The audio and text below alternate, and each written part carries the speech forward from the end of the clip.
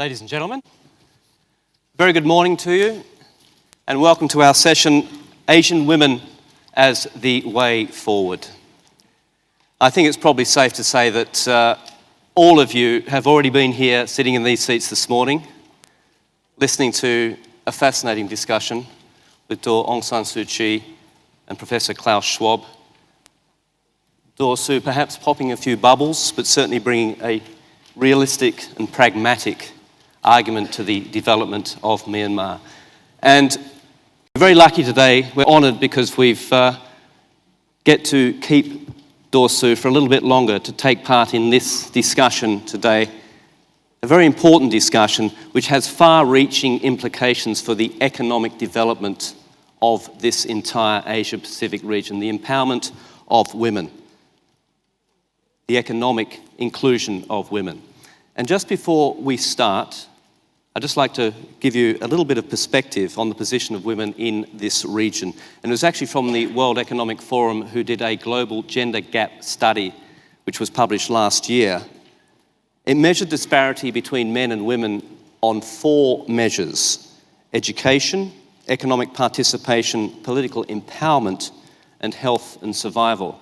And of the top 20 countries where the gap was the narrowest, there were 2 Asian countries, New Zealand and the Philippines. On the bottom 20, where the gender gap was the largest, there were 7 Asian countries: China, Bangladesh, Indonesia, Japan, South Korea, India, and Pakistan.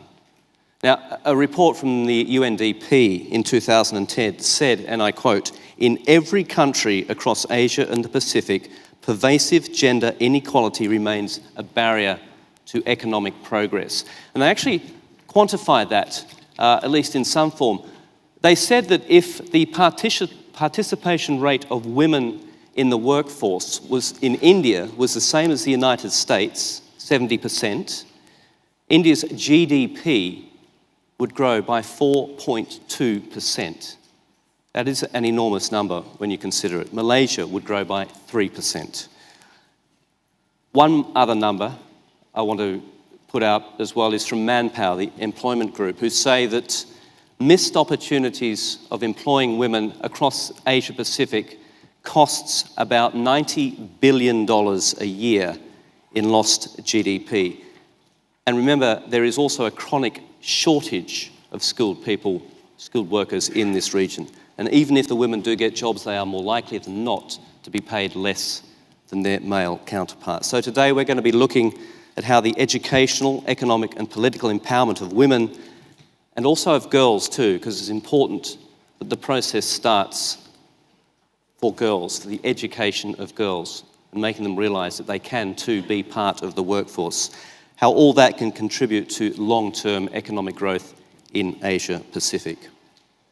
Certainly, Daw Aung San Suu Kyi needs no introduction. She's joined by a very distinguished panel of guests here today. And on my immediate left is Rokia Afzal Rahman. She is the president of the Bangladesh Federation of Women Entrepreneurs. She's also a founder of the Women Entrepreneurs Association, a former president of the Bangladesh Employers Association. She's a businesswoman in her own right. She has interests in agribusiness and in media, and she's a former director of the Central Bank of Bangladesh. On Daw Suu's left, I'd like to welcome Helene Gayle, who is the president and CEO of CARE USA. Helene is a former senior manager too at the CDC and also the Bill and Melinda Gates Foundation. Now, CARE is, as you know, one of the world's leading humanitarian organisations, and one of its primary focuses in its fight to eradicate poverty is empowerment through improved basic education and expanding women's economic opportunities. And sitting next to Helene, Fredrik Baksaas, who is the CEO of Telenor, the Norwegian-based telecoms company. It is one of the world's biggest mobile phone companies. Worth pointing out to Fredrik that in that WEF study, the top 4 countries where the gender gap was smallest were all Scandinavian. So I'd now like to ask, if I can, Daw Suu, to start off. What we will do is our panellists will make brief opening remarks.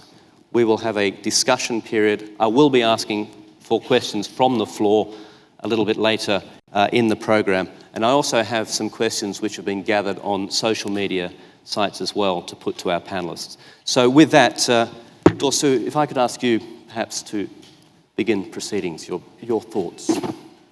When people ask whether women can contribute to economic and political developments in the world, what they can contribute, what I want to ask is, what can we not contribute? And why are we not allowed to contribute? I think that women can contribute in every way, but we're not allowed to.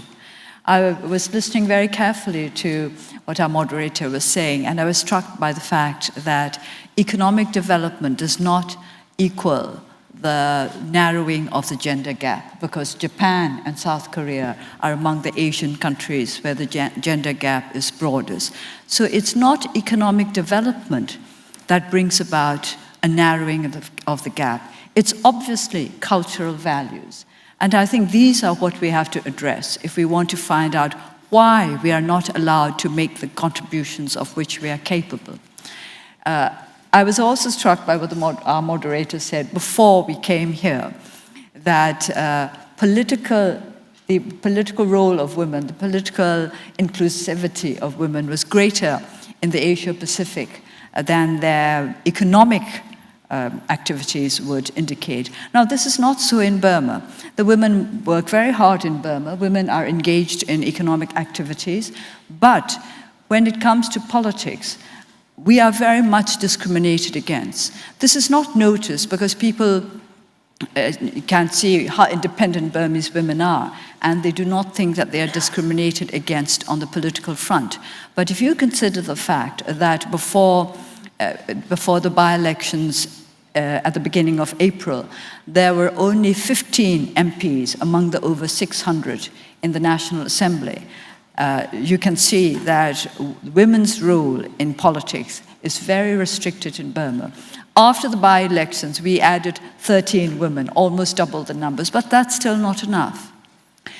And I don't know whether you know that there are only 2 women deputy ministers in the whole cabinet. 2 deputy ministers are women, not a single woman minister. So there is gender discrimination in Burma. Even when it comes to education, there is gender discrimination. I mentioned to our young shapers at our session on the 30th that girls have to get better marks than boys in order to get into the medical faculty. I think this is to make sure that they have some men doctors. But still, I think that's discrimination. We shouldn't have discrimination like this. And I understand that in both South Korea and Japan, again, where the gender gap is greatest, the best universities find that girls do better in the entrance examinations. I don't know whether this is reflected in their intake. I do know, I have heard, that as far as the results of the entrance exams are concerned, girls do much better than boys. So it's cultural. The discrimination, the gender gap is a cultural rather than an economic issue. I don't think we can resolve that simply through economic development. In that case, there would be no problems in South Korea or Japan. So I think we need to address cultural issues. Thank you very much. Interesting your point about political involvement, because I'd like to ask Rokia to speak next, and where Bangladesh obviously has a strong history of women leaders. Yes, but it is, like ma'am just said, that it was culturally, we were so backward. Women were not allowed to come out of the houses. We were very conservative. They did not have access to mobility. They did not have access to education. Their only work was to stay in the house, cook, and raise children. And then came the national awareness that women are the sleeping giant. If we brought them into economic involvement, the women would do well. And after a national commitment, the government private sector and the NGOs together consolidated their efforts. The government gave free education. It was an affirmative action for girls up to grade 12, and now they're considering up to graduate level. All girls in the rural Bangladesh get free education as compared to boys who get up to grade 5 only. Because a family we found invested in the boys' education and not in the girls. So the government gave this free education for girls. The private sector came up with the government industries, and we had women for the first time access to jobs. We have now 2 million women working in the government sector, and with the money they have, it empowers them immediately. And families who did not want daughters now want daughters, because 3 daughters bring 3 new incomes to the house. That has brought in a change. The NGOs like Grameen Bank, BRAC, and ASHA, they address rural Bangladesh, because 80% of the people of Bangladesh live in rural areas. And rural women were the most downtrodden, the most backward, the most conservative. And that is where they went. They gave them money. The women were uneducated, but with very little money, they could show that they could change their lives. And the change that they brought about was confidence, self-confidence for herself. The money that she brought in, 100% was invested in her family. A man they found would borrow, and he would spend some money for himself and the rest on the family. But a woman would invest 100% of her income into her family, and that brought huge change. And women who did not have a voice, who could not speak, now that they were doing business and they were going to borrow money and then return their borrowings, suddenly became a new woman. She was confident, she was empowered, she could talk, she could explain what she wanted to do. And the family started respecting her. Her husband had new respect for her, her in-laws, her family. The community invited her in decision-making. Enormous cultural change. Yes, complete change. And we have 20 million women in the microcredit program. And with these 20 million, if they affect the lives of 5 in a family, then 100 million women get affected in rural Bangladesh. So now if you go to rural Bangladesh, 30 years ago, 40 years ago, people who came to Dhaka, the capital, couldn't see women in their streets. Now you see them everywhere. And rural Bangladesh also, we see a lot of women in rural Bangladesh. And that has also touched upon the social indicators. A survey 2010 shows that fertility and mortality, infant health mortality has improved, education has improved, the health sectors have improved a lot. Rokia, thank you very much. Helene, obviously empowerment of women is a core issue for CARE. Right. Yeah, so, CARE as an organization whose main mission is eliminating extreme poverty in the countries in which we work, increasingly over the last few years, we've really focused our work around the belief that by empowering girls and women, you can have the greatest impact on reducing rates of poverty. And, some of it's obvious. Obviously, girls and women bear the greatest brunt of poverty around the world. If you look at any statistic, whether it's health or education, if you look at the number of people who are illiterate, 2/3 of those are girls and women. Over 70% of people living in extreme poverty are girls and women, et cetera, et cetera. So you can go on, and the statistics bear evidence that girls and women bear the greatest brunt of poverty. So just in a numeric sense, if you are to focus on girls and women, you would have the greatest impact on reducing poverty. But the flip side of that is that it's more than just the sheer numbers. If you invest in the life of a girl or woman, you really create a virtuous cycle that goes beyond just that individual. So if a girl is educated, for instance, she is much more likely to be able to space her birth. She gets married later, has fewer children. Her children are going to be more healthy. She's more healthy. She's more likely to send her children to school and get an education. They're more likely to have an income, et cetera. So you really create this virtuous cycle that has huge impact, not just for the girl or for the woman, but for her family, for her community, and ultimately for nations. So, we really believe that if we can create that ripple effect of change by influencing the lives of girls and women, then we have this much broader impact. And as a concrete example, taking an example from Bangladesh, a program that we worked with, which was a wonderful cooperative partnership between CARE, the government of Bangladesh, and USAID, our aid agency. It was a program focused on decreasing malnutrition, which is a major problem throughout many of the countries in this region.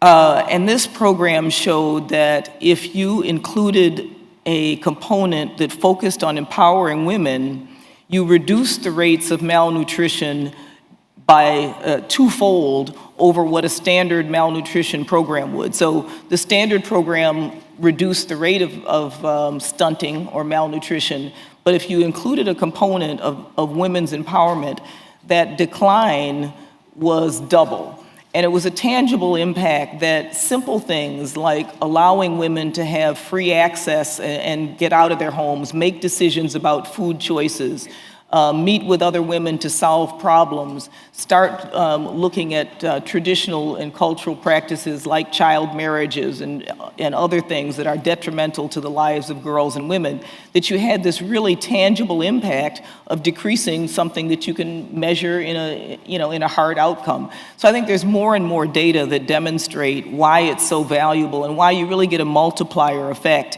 And as you said, I think the data show that even if you look at kind of macroeconomic factors, we're losing a lot of productivity by, if you will, leaving 50% of the world's potential on the cutting room floor. We just can't continue to afford it. And I would argue that while, the examples that you gave of Japan and Korea, where they are having, they have strong economies, but what would those economies look like if you added women into the equation? There would be that huge boost. And so I think that's the message, is not that, yes, the economies are growing, but they could grow so much better. The world could be much better if we added that 50% in, whose potential is right now not being able to be accessed by the greater world. And we could go on and on about the statistics, whether it's peace and stability, whether it's corruption and the role that having more women in political life does for issues like corruption, good governance, peace and stability. So I think, the bottom line is, if you invest in girls and women, you have a huge ripple effect that has changes for whole societies. Was it Hillary Clinton who said in the battle for economic progress, we can't afford to waste one person, we certainly can't afford to waste one gender? Exactly right. Yeah. Okay, to Scandinavia. John Fredrik, the leader at so many levels in equality for all. Talk to us about the development of that and how it works. First of all, I feel a little bit disadvantaged being a man discussing this. But let's take the challenge, really. And the reason why I might have been asked and invited to participate here is a bit of the fact that World Economic Forum has done some radar screen activities to the Scandinavian countries in order to try to find out what kind of common denominators would there be that can explain the fact that the Scandinavian countries basically are having a pretty sustainable economic model and have had so for quite a number of decades. So let's embark on the question. I think, first of all, in Norway, I think the first government of Mrs. Brundtland was probably a tone setter for the issue as such. The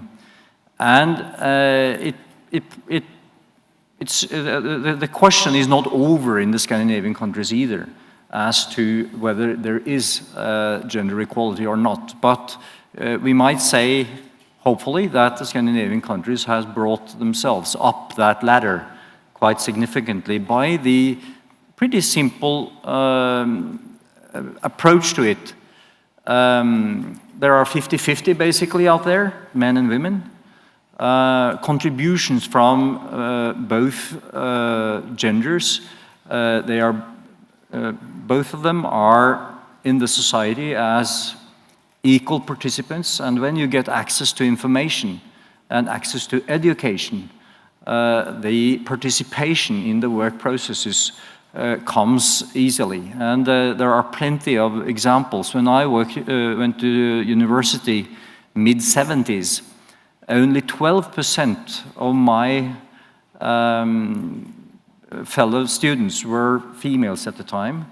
In 2004, 50%, we reached the 50% threshold in business education, which means that throughout that 30 years period, basically, equality has reached the top level of the educational hierarchy. And that means that over time, when this kind of skill set also comes into play in society, equality comes with it. So I think that the central points here is basically respect for the individual, the fact that everyone participates at equal footing, and when you get access to education and information, this gradually comes forward as a natural feature. Then, of course, there is a lot of cultural elements that needs to be addressed as well. And one is, of course, the fact that we men might feel ourselves threatened through our power structures. However, I come to notice that also females have their methods in that play. So, in a way, I've come to understand that since, and we were also working in telecom sector with the Telenor activities, and 50% of our customers are females. And as a consequence, we are gradually building both genders in all layers of the organization. And I wouldn't be surprised if females understands habits of networking, social networking, better than men in many ways. So here we go. I think that is the short story in a summarized way.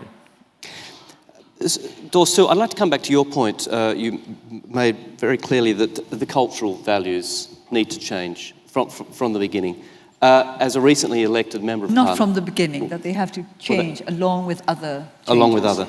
As a recently elected member of Parliament, obviously a minority party, a small minority party within the Parliament, what do you do now to start pushing for those changes? How do you go about pushing for more equality within Burma? The problem is that in Burma, a lot of people think that women already have equal rights. Under the law, we have equal rights.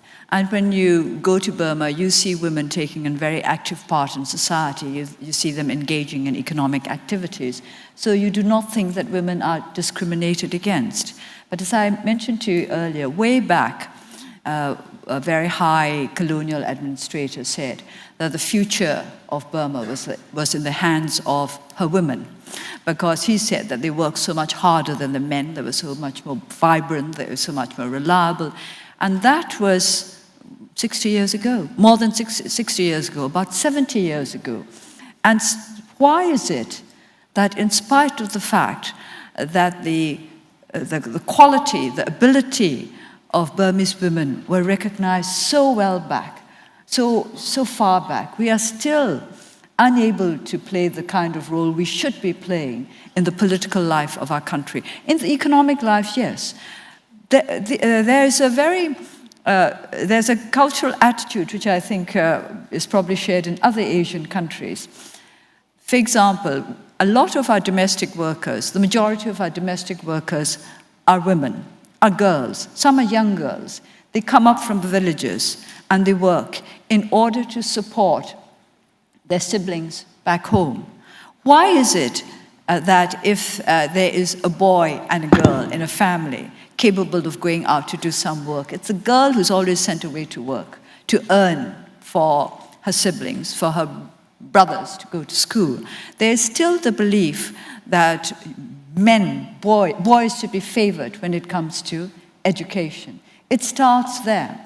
And I know domestic workers who work very hard in order to send back money to their husbands who stay in their villages and drink. I mean, why is that? I want to know why this is accepted, and why the men are not reluctant to accept such a situation. In Burma, women hold up more than half the sky. But coming to my point, what do you do now? What, with your newfound political power, if you like, within the system, what do you do? Well, to begin with, we've adopted a very simple policy of giving women as much responsibility as possible in our party. When we were preparing for the by-elections, it was our policy that we would try to get in as many women candidates as possible. Now, you will ask, well, all right, then why is it that we fielded only 13 out of 44? We found that when we looked around, the women themselves had voluntarily kept back. So they were not in the kind of positions where we could have chosen them as candidates. We had to work very hard. Some of the women we had to persuade to come forward as candidates. And we also found that, especially in the rural areas, the men were not so keen on putting forward women candidates. We tried to make the choosing of our candidates as democratic as possible by asking the townships to nominate their own, our parties, our party officers in the townships to nominate their own candidates. And I have to say, very sadly, that the majority of the nominations were men. So, yeah. Helene, can I just ask you on this point about starting early, getting women involved, and let's look at education. Do you see a change in your sphere of operations around Asia that, as is happening in Bangladesh, that there is more of an emphasis now on pushing girls into school and keeping them there? Is that sea change starting to happen? Yeah, I think it's starting to happen, and clearly getting girls educated and including them in education, but not just education, helping them to use that education. And so, a lot of the work that we do focuses not just on how do you make sure girls get in school, but making sure, one, they have access to quality education, two, that they also have opportunities to use that education so that they can learn how to be leaders in their families and their communities. So that's the girls, key, isn't it? Right. The opportunity. They can get that education, but do they have the opportunity then to actually use it? And then how do you make sure that families see the value of continuing to keep their girls in school? Because so often, as was said, girls' education is often sacrificed so that their brother can continue to go to school, so that they are asked to raise resources for the family, contribute those resources, but not continue their own education. So really, it's not just making sure that the girl gets to school, that she has the access, has the ability to use that education, but that we're educating families at the same time on what's the value of their girls actually being educated. And it raises the broader point that when we talk about empowering girls and women, it's also about how do you change the thinking around girls and women, and how do you engage boys and men? Because if we don't engage boys and men, then on one hand, you may have changed the way a girl or a woman feels about herself, but you haven't changed the other side of the equation, and sometimes it makes it even harder for a girl who now has a changed sense of herself, but she goes back into a family or a society who hasn't changed. So we work equally on making sure that boys and men are engaged as well and understand why is it important to value the education of their daughters. And men are now starting to be some of the strongest supporters for making sure that their girls get an education because they see the value. They see the difference that it makes in the life of their daughters and in the life of their sons, who are now starting to see women in a very different way. Rokia, if I could bring you in on this, is that what you're seeing in Bangladesh as well? It is enshrined that girls will have a requisite level of education, but is the society changing enough for it then to be recognised that they have that place within the society as workers? Yes, changing very positively.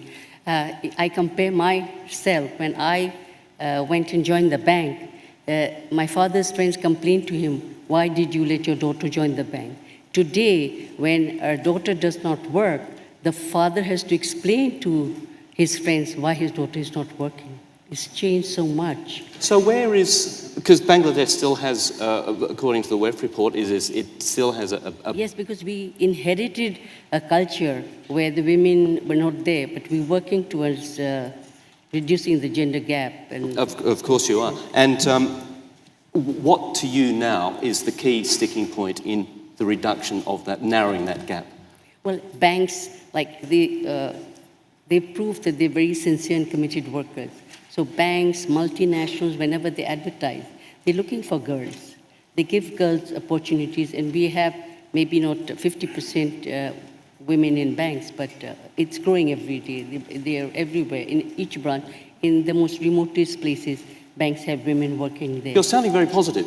Yes, I am. Because what are the negatives? I mean, I'm just curious. It sounds like everything's moving in the right direction, but there must be areas where there is a lag, there are problems. I wonder if it's areas which is common to the rest of the region.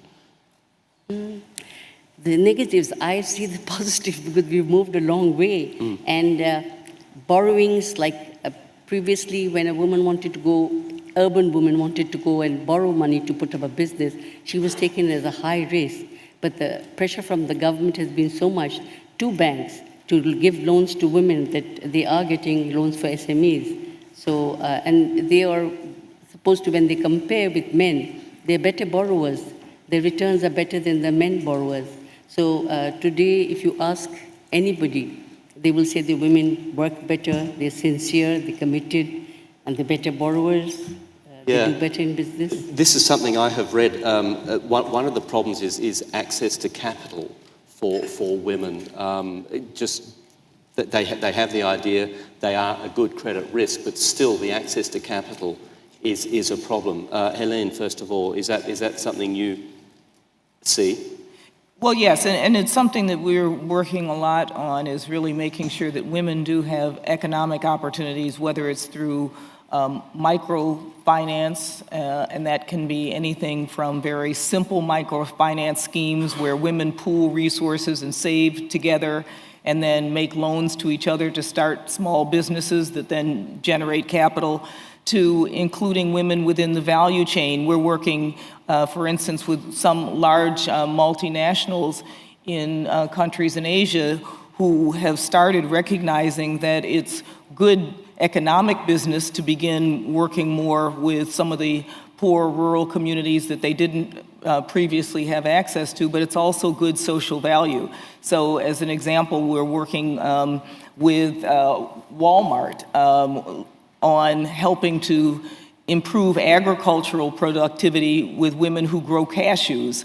They're now able to increase their crop yield because they're learning how to manage crops, they're learning how to get better inputs, better and ultimately have better productivity. Those cashews are now being sold back to Walmart, and they're being able to have a better, more dependable source for sourcing for their products. But it also means that these are poor women who are now developing an income who wouldn't have otherwise. So, I think that more and more the opportunities to also include the private sector as being part of the solution and really helping to make sure that people, poor communities, and particularly women, who are oftentimes the ones who are part of the more likely to be rural workers, part of the small farmers in many of the countries here. And so making sure that they're included it increases their economic productivity. They're able to send their children to school. They're able to make upgrades in their household, but it's also good for business. So I think there are increasingly these win-win situations that are possible, but it does mean that there has to be an eye towards making sure that the social good and the social investment is very much a part of it as well. John, Fredrik, if I could bring you in, just if you could just speak to the impact that mobile telephony has had on this topic and on the development of the rural areas, because obviously it has, well, you will be told, it is a game changer in so many ways. Does that include, how is it helping women in the rural community access to all sorts of things? Now, first, if you allow me, I think to the bigger question that you raised initially to this round, I think this is a question of attitude. Then we're talking culture, then we're talking sort of how people view things. Aung San Suu Kyi this morning said there needs to be a commitment. And if there is a kind of commitment here, with sort of having a target in mind, namely that of inclusion, and namely that of participation for everyone. And then, if you then add the government's willingness then to step forward and say, here is some legislation which puts up the support for the long-term building of attitudes, that is at least one way that this question has been addressed in Scandinavia, because Norway was the first country probably that legislated participation of females at corporate boards. Not without debate and disagreements and agreements on both sides of the table, but after it has been there for some years, it's not questioned anymore. It comes natural. Then on the micro level that you asked, does mobile telephony helps? Well, we in the mobile telecommunication industry, we say that mobile telephony, that solves everything. Everything from financial services to health, but of course it doesn't solve, but it contributes. And in Bangladesh in particular, the village lady phone concept is a very famous, world-known example, where mobile phone, also financed through a microcredit kind of system, has created wealth at micro level, with extraordinary importance for those people that got on board early. I think we can solidly sort of stamp that one. And I experienced it myself. I was in a village in Bangladesh. We have been in Grameenphone for 15 years, running the company from 0 to now over 30 million customers. And we were in a village some years ago, and mobile coverage had come to the village, and then there were 3 phones in the village. And I used my Norwegian phone and called to a local phone in Bangladesh, which was at the time quite a good experience. Then the village lady came over to me afterward, and then she said, "Mr. Baksaas, please make sure that there will be no more phones in my village." She had immediately understood the value of that phone in her pocket. She became the hub of every information and all connectivity between village members. And of course, I couldn't promise her that. Meaning that her being an entrepreneur on the issue got a phenomenal start. And she said, "My kids are going to school. My kids are going to get the best education in this country, and I'm going to safeguard their future with this phone." So the phenomenal empowerment of being included is such a strong driving force, and I think we have numerous of examples, not only the one I referred to in Bangladesh, there are plenty others as well. Also here in Thailand, examples are plentiful. Rokia. Yes, in Bangladesh, the mobile has really, it's like a revolution. In the rural areas, we have given mobiles to women. They have borrowed the money and they pay back in installments, and they call mobile ladies. And we have a lot of overseas workers abroad. Japan, Malaysia, and other countries, and they call their families. So they call this mobile lady and say that I'm going to call at this time, and then she informs the person, and he is there for the call, and she gets her money for that. So it's an income for her. Just remind us, with this sort of micro lending and this mobile lending, the interest rates that are charged are still quite high, aren't they? It has to be high because it is not the normal bank where you go to a bank. The banker just sits in a room and the customer comes to him.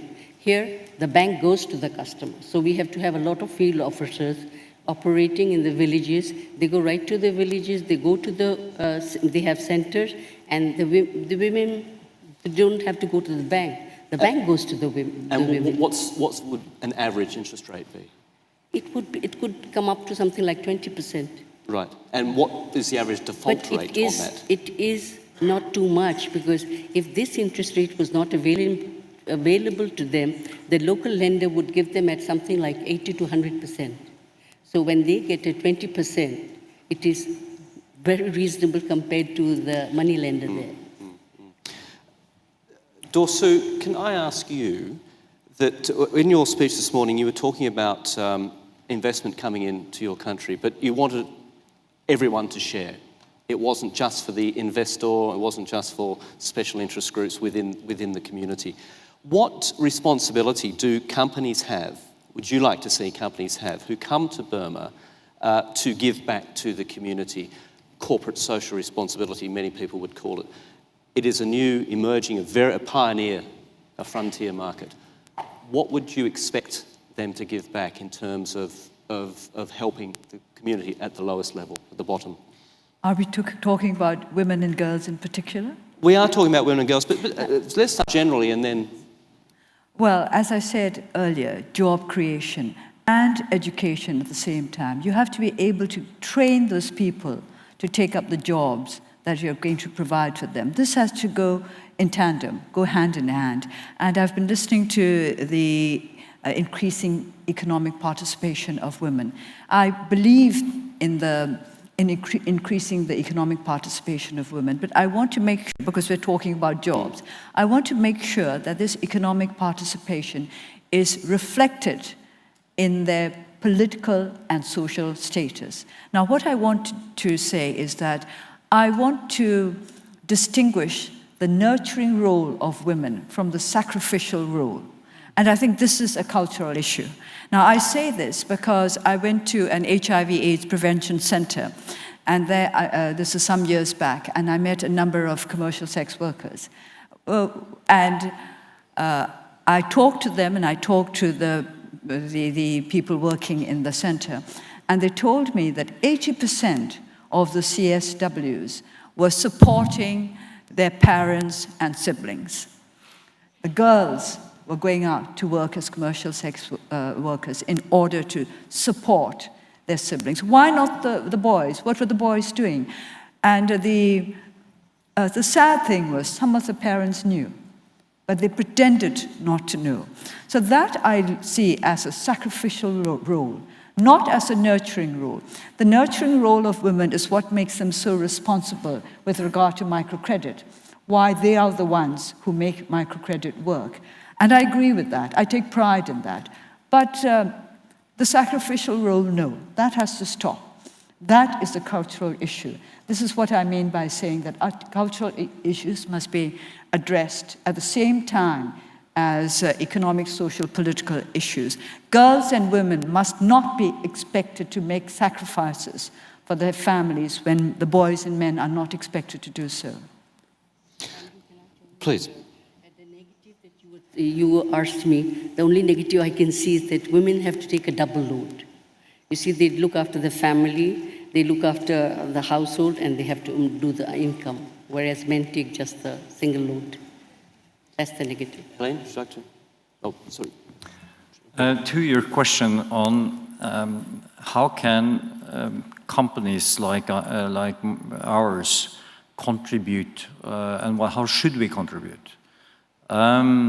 First of all, the telecom sector basically is a sector that needs a pretty significant investment up front. until you can say that you create a market. Usually it takes between 3 to 5 years before you can say you break even on your operating cost up against your revenues. Meaning that if you shall get such an infrastructure in place, governments needs to put up a regulatory framework that is fairly stable and gives predictability. Then, on the other side of the coin, what is being then generated in such a period? Well, that's a whole marketplace. It's a new ecosystem. It builds competences and it employs a lot of people, both in building the network and distributing the services and serving your customers on the way. So the employment effect from this kind of infrastructure investment is quite significant in any society. When this industry has moved from the investment phase into the profitability phase, these companies become taxpayers. They become contributors to other functions in the society on top of being just infrastructure builders. Being so important to individual, you direct your services to the whole of the society, men, women, corporates, individuals. And in that sense, if you don't deliver your services in tune with the demand of your customers longer term, you're out of business. And that of course is a dynamic situation. And the storyline on regulation from country to country is a thick book, which I don't want to address here. But the overall principle is if the predictability is there, investment will come and employment will go along with it. I just want to ask you, as a Scandinavian company, when you invest in these emerging markets, do you look at positive discrimination for women in your workforce, in your labour force in those countries, as a way of redressing the balance? Should you? I think yes and no, because yes to the extent that the Scandinavian attitude, where inclusion is sort of part of our genes, will not put up discrimination. But I also think we have to be frank enough to say that are we good enough to really do that? Here in Thailand, our company DTAC has roughly 50% females already. And what is that an expression of? Well, it's an expression of that females contribute in our value chain as good as anyone else. Helene, should there be affirmative action? Well, I think, first of all, it's important to not be exploitive. And in many situations, we can see women workers being exploited in the workplace. And so, I think there are ways in which companies, again, to your basic point, that can be positive, can create positive social change in the way, and positive social value in the way they work. I'll give an example of our work with the GAP in factory workers, for example. We're working in 4 countries here in Asia: Vietnam, Cambodia, Indonesia, and Bangladesh, working with women factory workers who were previously only kept at the very lowest rungs of the ladder, never were able to get promoted to managers, often taken advantage of by their male managers. But what we've been able to do is to work with women in those factory situations, provide them education, provide them information about basic health and hygiene. Many of them had absenteeism just because of basic health and hygiene situations. So giving them numeracy, literacy.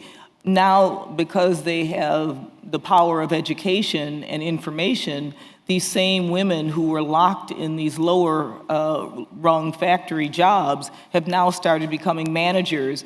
They're now earning better income, sending their children to school. The program also educates children in the community. So I think there are ways in which companies can actually be responsible and at the same time, it's good for their business. And what but they happens? also can be responsible in the way they go about making sure that they're not exploiting and that they're giving back to the communities in which they work. And what happens when those women start families? I'll give you a statistical example of Japan. 75% of Japanese women leave work after their first child because they believe it is a choice. It's a clear choice between work and caring for the family. It was suggested that there needs to be so much more flexibility within the corporate structures. Are you seeing that? Do you support that? Is that becoming more Definitely, prevalent? and I think as more and more women enter the workplace, we have to make sure we're not putting a double burden on them. That we're looking at what are the holistic needs that women have. Is it childcare? Is it flexible hours? Making sure that there's safety so that women who have to travel distances to get to work don't have to have insecure situations. So I think it's looking at it in a holistic way. And what's the uptake on that from corporations? Well, I think it varies. It varies a lot. But I think it's why we have to hold corporations accountable and make sure that they recognize that if they're going to be working in emerging markets, that there is a responsibility to the communities in which they're working. John Fredrik, do you have that sort of flexibility in your workforce to make sure that women can stay in the job, in the labour market, and still have families? In Scandinavia, this is legislated. So the welfare state definition in Scandinavia put a lot of emphasis on this part. And legislation in many other countries can go a long way. But on the other hand, do we do it? Yes, we do it, but not to the same extent that is being done in Scandinavia. I think we have to be fair saying that.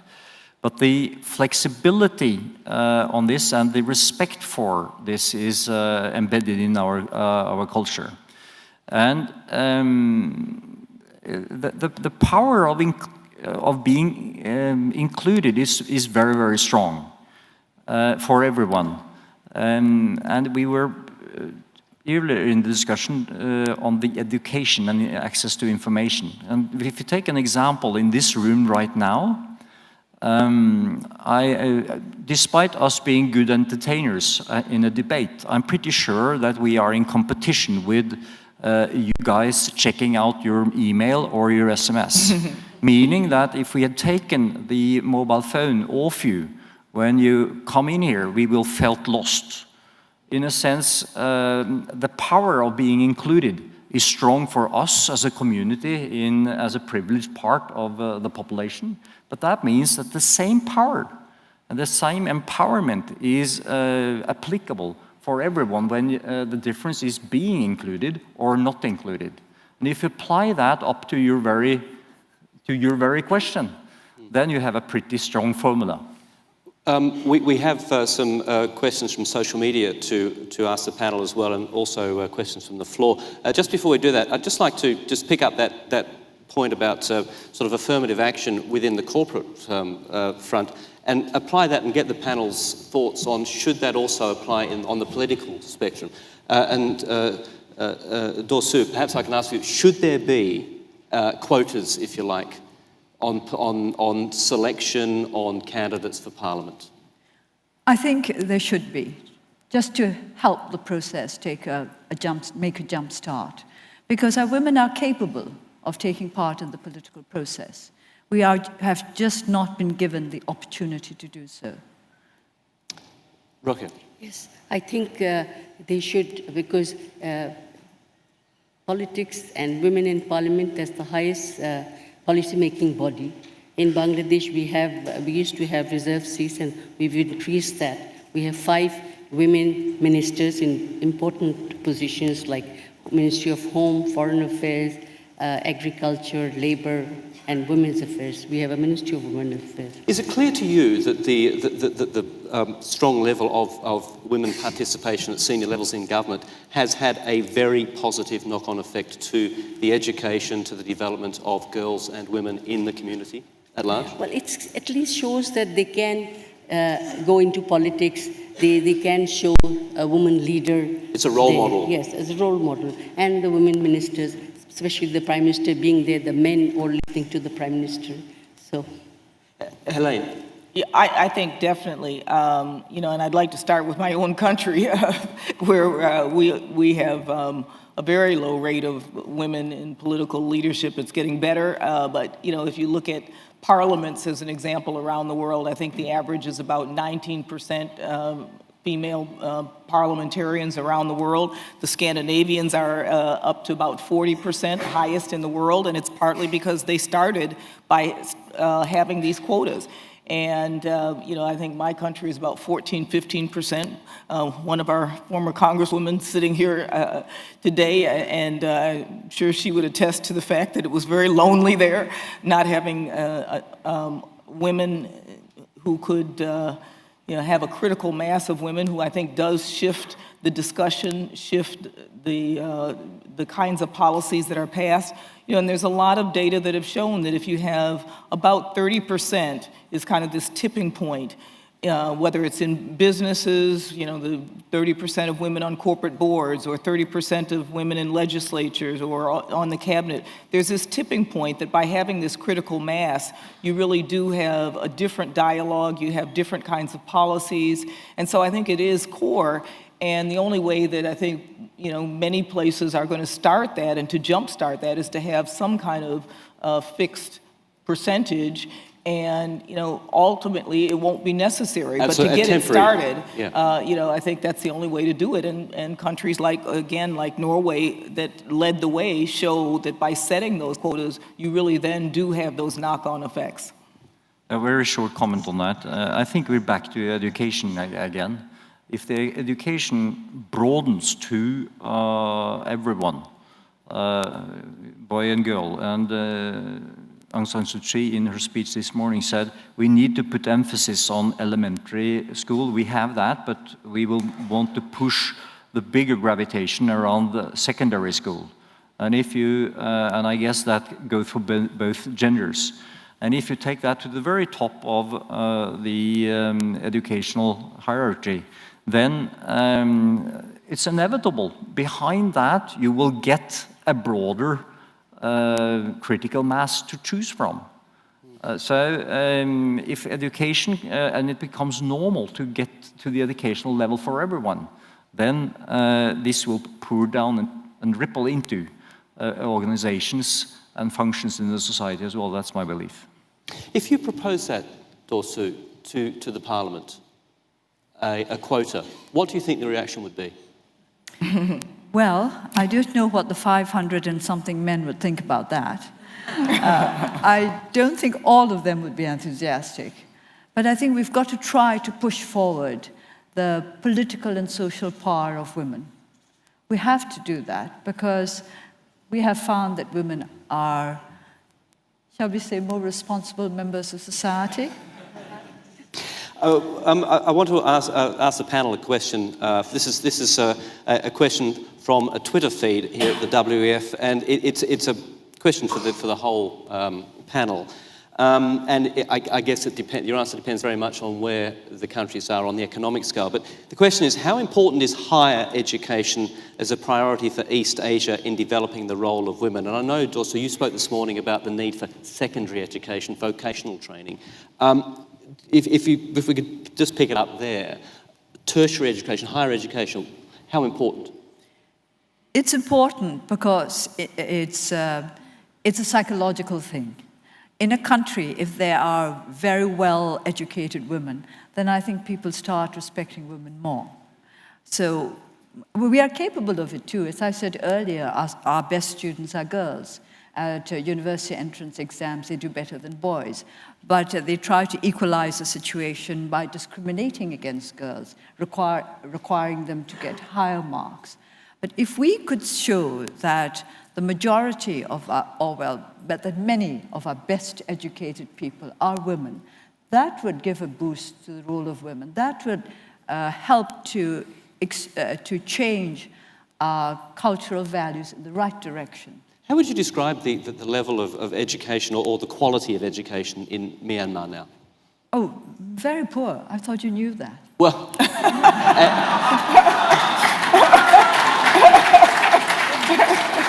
I accept that.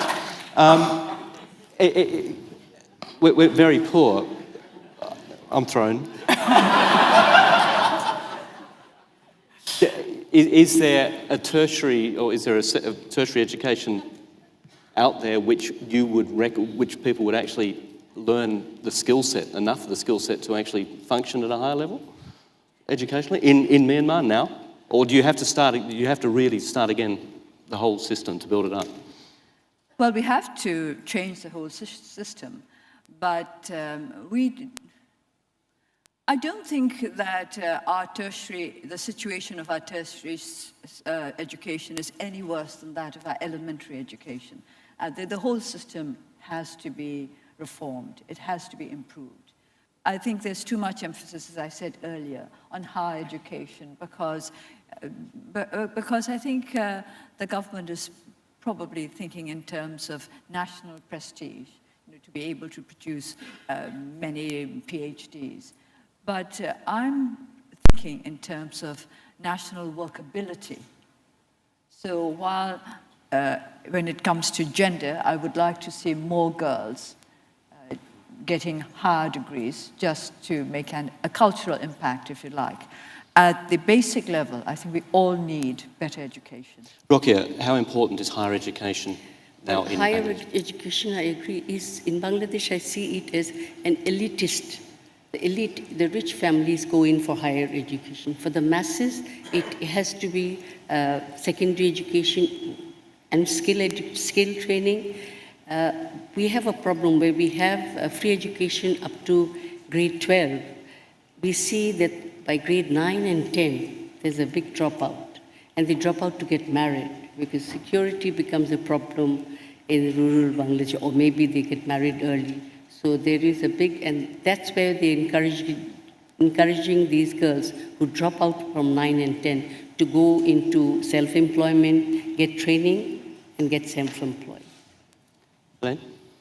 Yeah, well, I think it's not an either-or situation. And, if you think about what education is for, it's to meet the needs of a given country. So, I would, maybe use the analogy, my background is in health, and, I used to visit countries, emerging and developing countries, where you would go and there would be many, many fancy CAT scans throughout the country, but children were going unvaccinated. So, it's the same sort of thing with higher education. And people wanted to get CAT scans because that made them feel, it was the prestige aspect again, it made countries feel we can get the newest, the fanciest equipment.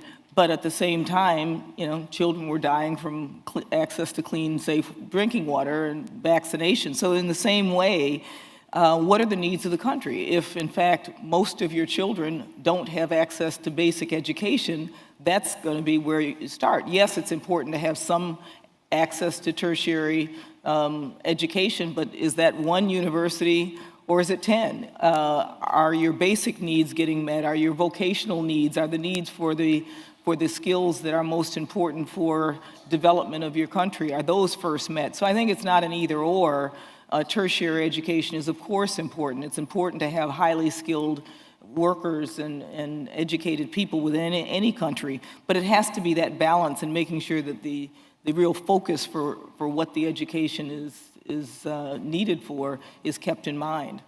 And in any case, you can't get a PhD unless you've completed your elementary schooling, right. at least. And then go on to secondary school. And so it's looking at it in a much more holistic way. Okay, we only have about 10 minutes left, so I would like to open this up to the floor. Please, there are microphones roving. If you could just state your name and your affiliation. Sir, if you could stand up, hand in the air. Yes.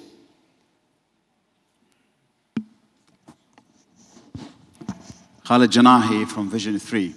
As a man in this audience, I feel, I'm going to take a few words of what you had this morning, I feel actually recklessly pessimistic from a man's perspective. In the near future, the gender gap is going to be the other way around rather than the way it is with these ladies around. So it's very, very optimistic the way things were going forward.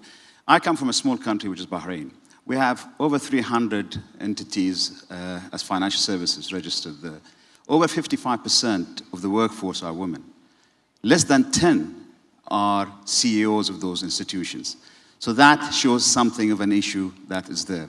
My question is, you've raised it, Andrew, but you were thrown out on that question, but let me raise it again. The issue of, I don't believe that, and I'm putting it to the panel, I don't believe that regulation or affirmative action is the way forward to what you mentioned about issue of culture. Culture change is not going to come through regulation, it's not going to come through affirmative action. It's change of the mindset. The mindset has to change. Something else you said this morning, that you learn the sense of duty from your mother. We're all, whether we like it or not, in our DNA, we are closer to our mothers than we are to our fathers. This is a reality which is there on the ground. So where is the change in the culture going to come from? It has to come from home, it has to come from us. So how are we going to go forward on that without actually using regulation and affirmative action? Thank you. Thank you. I think incentives can help to change the mindset. In the east of Burma, where we have Muslims in the Rakhine state, I believe the World Food Programme ran a project whereby it was rice for sending girls to school. And it did work to a certain extent, because they wanted the rice, and they could get the rice only if they sent their daughters to school. They did send their daughters to school. So I think cultural changes can be brought about through incentives. Not completely, they can't be changed completely, but incentives do help. And when I talked about positive discriminations, I said earlier that what we needed was a jump start. And a jump start helps. And after that, we can gain our own momentum. So I agree with you that these positive discrimination measures will not bring about a complete change in our cultural attitudes, but it will help to bring about changes in the cultural attitudes. Lady in the front here.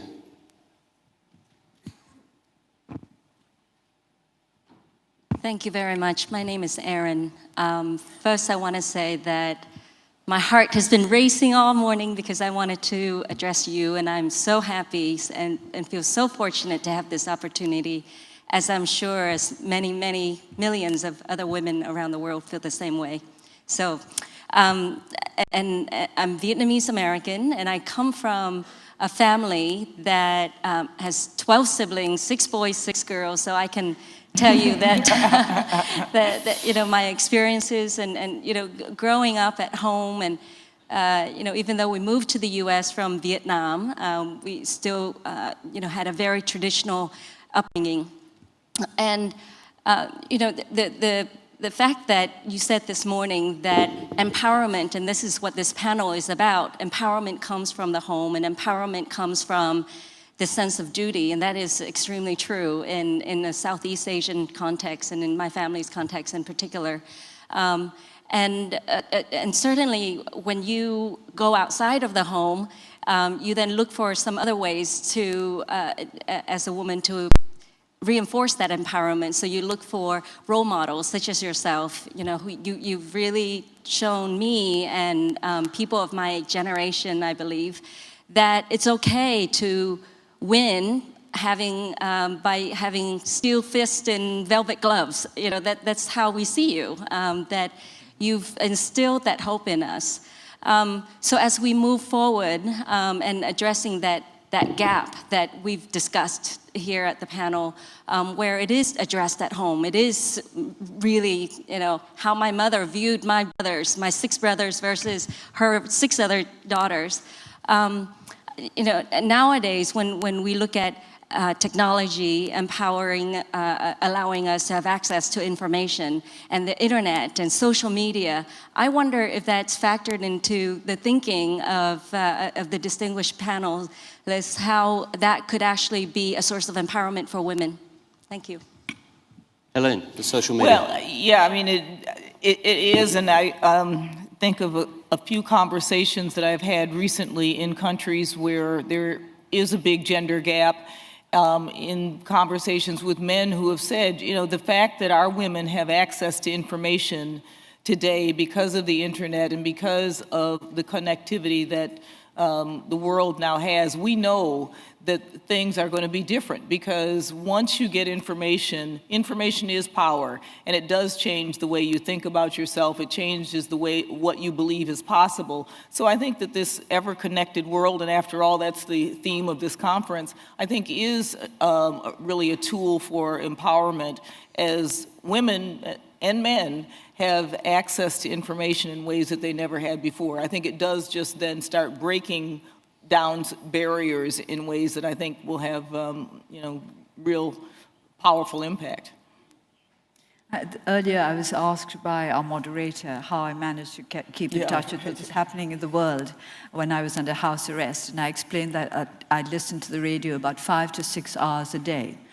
And that kept me in touch with the outside world. And actually, I learned some things from the radio that I might not have learned looking at people or speaking to people face to face, because there are too many distractions there. You may be distracted by a smile or just by the food that's on the table. But when you're listening to somebody speaking on the radio, you've got nothing to distract you. You do listen, and you acquire the kind of information that otherwise you might not have been able to get. So information is empowerment. We'll look forward to your Twitter account. Questions? Sir, in the front row here. Thank you very much. I'm Jeff Lippman. I'm a member of the Global Agenda Council on Aviation, Travel and Tourism. And I have a question for Aung San Suu Kyi around our sector, tourism, because it's going to be a very important element of the transformation that hopefully is going to happen to your country. And if we do it in a traditional fashion, we employ a lot of women in our sector, but they don't necessarily get the best jobs or the best paying jobs. And my question to you is, if you had a wish as to how tourism could affect that transformation to meet the ideals that you've expressed this morning, what should we do now rather than afterwards when the opening up has occurred? Thank you. I have been discussing the possibility of vocational training linked to tourism, because there is going to be a tremendous flood of tourists, and we do not have the facilities to cope with all this. And if we were able to set up the kind of training programs that would provide the tourist industry with the workers they need in hotels, as guides, in restaurants, I think then you would be helping our economy to go forward in a very acceptable way, because in a hotel, for example, you have many kinds of employees, from the chef to the bellboy to the receptionist, so you can work at different levels. And I understand that in Burma now there are private training programs where they train people to work in the tourist industry within 2 or 3 months. So short courses can give people a start in some job that will also give them an opening into higher level employment. So I think that you could help, not just by sending tourists to Burma, but making sure that there are the right kind of facilities to receive these tourists. So certainly the service sector generally in Asia Pacific is booming, and the statistics show that the number of people who will be required is enormous, which it does represent a huge job opportunity for not just women, but for all. But certainly that is a sector. There was a question down here at the front, madam.